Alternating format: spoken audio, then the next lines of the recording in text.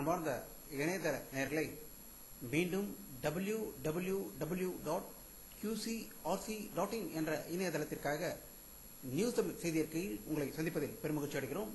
இன்று 4 ஜூலை 2009க்கான முக்கிய செய்திகளை தற்போது பார்க்கலாம். தொழிலாளர் வைப்பு நிதிக்கான வட்டி இந்த நிதியாண்டு 8.5% நீடிக்கும் என மத்திய தொழிலாளர் நலத்துறை அமைச்சகம் தெரிவித்துள்ளது. வட்டி சதவீதம் உயரும் என்று எதிர்பார்த்த தொழிலாளர்களுக்கு மத்திய அரசு அதிர்ச்சி அளிக்கும் செய்தியை அளித்திருப்பதாகவே அனைவரும் கருதுகிறார்கள்.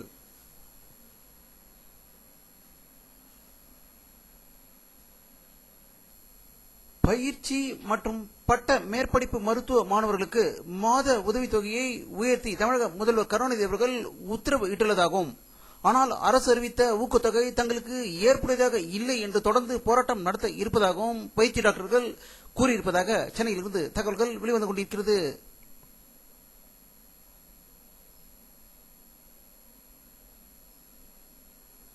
சென்னை அரசு பொது மருத்துவமனையின் நடமாடும் இரத்த வங்கி வாகனத்தை துணை முதல்வர் திரு ஸ்டாலின் அவர்கள் தலைமைச் செயலகத்தில் கொடியசைத்து துவக்கி வைத்ததாக சென்னை தலைமைச் செயலகத்திலிருந்து செய்திகள் வெளிவந்து கொண்டிருக்கிறது.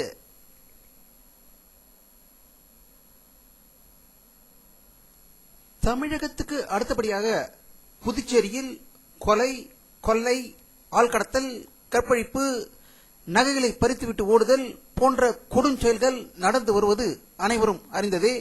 அதில் இன்று 2 சிறுவர்கள் புதுச்சேரி உள்ள குறும்பேடு பகுதியில் உள்ள ஒரு இடத்தில் பையை எடுத்தபோது அந்த பைக்குள் இருந்த 2 வெடிகுண்டுகள் வெடித்ததில் அவர்கள் படுகாயமடைந்து புதுச்சேரி அரசு மருத்துவமனையில் சேர்க்கப்பட்டதாகவும், அந்த இருவரும் இன்று மாலை உயிர் இழந்ததாக புதுச்சேரி அரசு மருத்துவமனையிலிருந்து செய்திகள் வெளிவந்து கொண்டிருக்கிறது.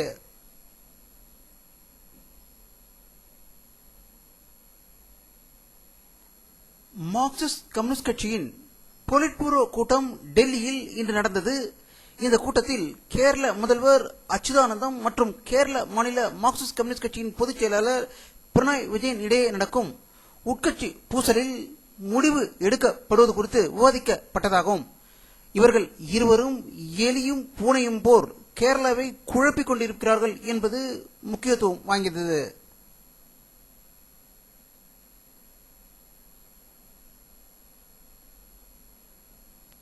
மேற்கு வங்க மாநிலம் ஹவுரா ரயில்வே ஸ்டேஷன் அருகே இருக்கும் மேம்பாலத்திலிருந்து மினி பஸ் ஒன்று கட்டுப்பாட்டை இழந்து அதில் விழுந்ததில் 10 பேர் உயிர் இழந்ததாகவும் 30க்கும் மேற்பட்டோர் படுகாயம் அடைந்ததாக கொல்கத்தாவிலிருந்து செய்திகள் வெளிவந்து கொண்டிருக்கிறது.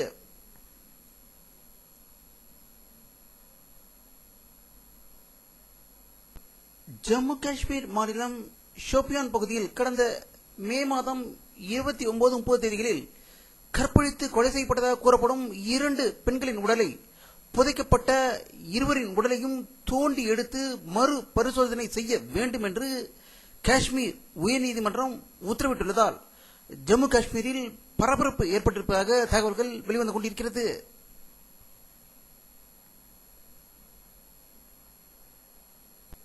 ஆப்கானிஸ்தானில் தாலிபான்களுக்கு எதிரான தாக்குதலில் நடந்த பயங்கர மோதலில் 2 அமெரிக்க ராணுவத்தினர் கொல்லப்பட்டதாக ஆப்கானிஸ்தானிலிருந்து தகவல்கள் வெளிவந்து கொண்டிருக்கிறது.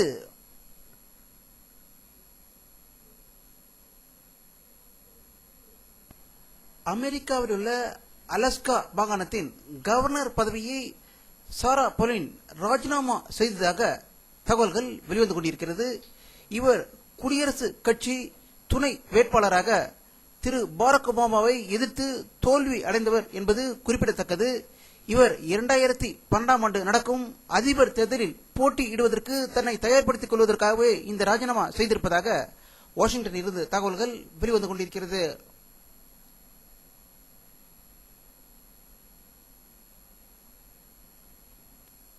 பிரபல பாப் பாடகர் மைக்கேல் ஜாக்சன் மரணம் குறித்து பல செய்திகள் வந்த வண்ணம் இருந்த நிலையில் தற்போது மைக்கேல் ஜாக்சன் மாளிகையில் சக்தி வாய்ந்த மயக்க மருந்து கண்டுபிடிக்கப்பட்டுள்ளதாக லாஸ் ஏஞ்சல்ஸிலிருந்து தகவல்கள் வெளிவந்து கொண்டிருக்கிறது.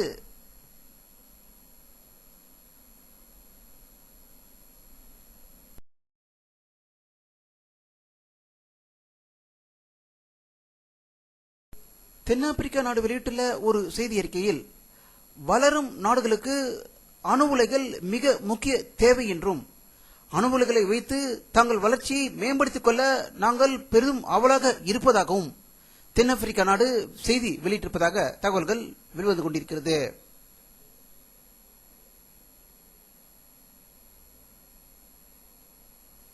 மியான்மர் நாட்டு எதிர்க்கட்சி தலைவியும் சுதந்திர போராட்ட வீரனுமான சாங் சுகி மற்றும் அனைத்து அரசியல் கைதிகளையும் விடுதலை செய்யுமாறு அந்நாட்டு ராணுவ ஆட்சியாளர்களுக்கு ஐநா தலைமைச் செயலாளர் பான் கி மூன் கோரிக்கை வைத்துள்ளதாக செய்திகள் வந்து கொண்டிருக்கிறது. இந்த ஐநா தலைவர் பான் கி மூனின் அதிகாரம் என்பது இந்தியாவின் ஜனாதிபதியின் அதிகாரத்தை போன்றதே. ஆளும் கட்சியினர் கட்டுப்பாடுகள் எப்படி ஜனாதிபதி செயல்படுகிறாரோ அதே போல்தான் இவர் உலக அளவில் உள்ள வல்லரசுகளின் கட்டுப்பாட்டுக்குள் இருக்கிறார் என்பது குறிப்பிடத்தக்கது.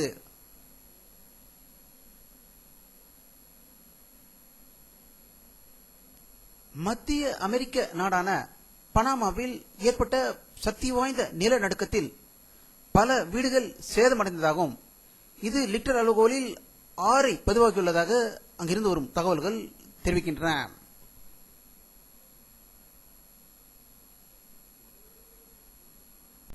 வானிலை அறிக்கை 4 ஜூலை 2009 பிற்பகல் 2 மணியில் எடுக்கப்பட்ட சேட்டலைட் புகைப்படத்தை தற்போது பார்த்துக் கொண்டிருக்கிறீர்கள்.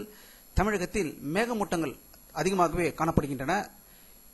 வங்காள விரிகுடாவில் ஆரம்பித்து அரபிக்கடல் வரை ஒரு தொடர்ச்சியான மேகம் தமிழகத்தை மேல் தொடர்ந்து இருப்பதை பார்க்கலாம். இதனால் மழை பெய்யுமா என்பது நாம் அடுத்த சில மணி நேரங்களில் தெரிய வாய்ப்புகள் அதிகம் இருக்கிறது. அதேபோல் தமிழகத்தில் மத்திய பகுதிகளிலும் மேகமூட்டங்கள் காணப்படுகின்றன. அவை மழையாக பெய்யுமா என்பது அடுத்த சில மணி நேரங்களில் தெரிவதற்கு வாய்ப்புகள் இருக்கிறது.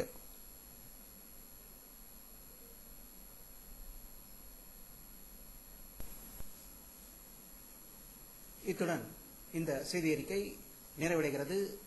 மீண்டும் நியூஸ் தமிழ் செய்தி அறிக்கையில் உங்களை சந்திக்கும் வரை உங்களிடமிருந்து விடை பெறுவது உங்கள் கே பாலாஜி. நன்றி.